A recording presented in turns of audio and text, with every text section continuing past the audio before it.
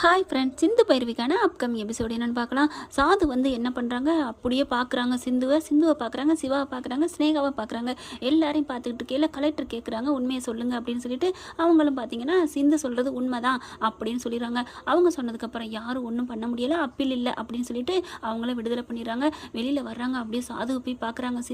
சிந்து பார்த்துட்டு ரொம்ப நன்றிங்க, நீங்களாவது என் உண்மையை பார்த்துக்கிட்டு எனக்காக உண்மை பேசுனீங்களே அப்படிங்கிறாங்க. அதுக்கப்புறம் அங்கிட்ட ஆள் இல்லைன்னு தெரிஞ்சதுக்கப்புறம், சிந்துமா நீ எங்ககிட்ட எல்லாம் பொய் சொல்ல வேணாமா அப்படிங்கிறாங்க. அப்புறமா பார்க்குறாங்க, அவங்களாம் போனதுக்கப்புறம் இல்லை நான் சும்மா தான் சொன்னேன் அவங்க நிற்கிறாங்கன்னு.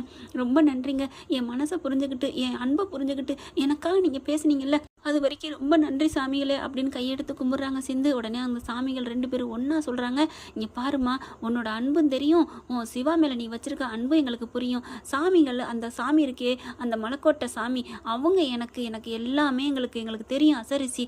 நீ வந்து சிவாவுக்கு ஏற்ற நீ தான் ஜோடி, உனக்கு ஏற்றது அவன் தான். அவன் வந்து உன் கூட இருக்கிற வரைக்கும், நீ அவன் கூட இருக்கிற வரைக்கும் அவனுக்கு எந்த கெட்டது நெருங்கவே நெருங்காதுமா.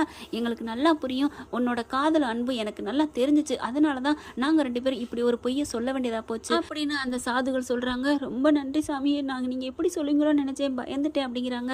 ஒன்றும் இல்லைம்மா, அந்த சாமியே ஒன்று அனுப்பியிருக்காங்க சிவாவுக்காக, நீ இருந்தால் தான் சிவாவை பார்க்க முடியும் அப்படின்னு சொல்லிடுறாங்க. ரொம்ப நன்றி சொல்கிறாங்க. அதுக்கப்புறம் இங்கிட்டு வர்றாங்க, அம்மா என் பிள்ளைக்கு என்னாச்சுன்னு சொல்லி எல்லாரும் கட்டி பிடிச்சி அழுகுறாங்க. சிந்து உனக்கு ஒன்றும் இல்லையே அப்படின்ட்டு சிவா பார்க்குறாங்க, சிந்து பார்க்குறாங்க. சிவா வந்து சாமிகள்கிட்ட பார்க்குறாங்க, ஏங்க எப்படிங்க இப்படிலாம் இப்படி அப்பட்டமாக போய் சொல்கிறீங்க, நான் என்னை பார்த்தீங்களா, நான் அன்றைக்கி அங்கே வரவே இல்லை, ஏன் இப்படி போய் சொல்கிறீங்கன்னு சிவா கேட்குறாங்க. அப்போ தான் சொல்கிறாங்க, மகனே நாங்கள் சொல்கிறதுல எல்லாத்துலேயுமே ஒரு உள்ள அர்த்தம் இருக்கும்பா, உனக்கானவ இவ தான் உனக்கு உன்னை காப்பாற்ற பிறந்தவ அப்படின்னு சொல்லிட்டு கிளம்புறாங்க. அப்படியே சிவா அப்படியே குழம்பி போகிறாங்க. ஸ்னேகாவும் அப்படி குழம்பி போய் பார்க்குறாங்க, என்னது இவன் மனசு மாறிடுவானோ அப்படின்ட்டு.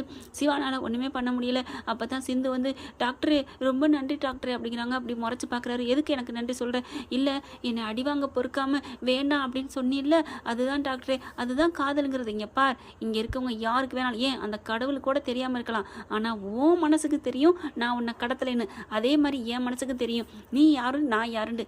ஆனால் இப்படிலாம் நடிக்காத சிந்து அப்படின்னு சொல்லிட்டு அங்கேருந்து கிளம்பிடுறாங்க.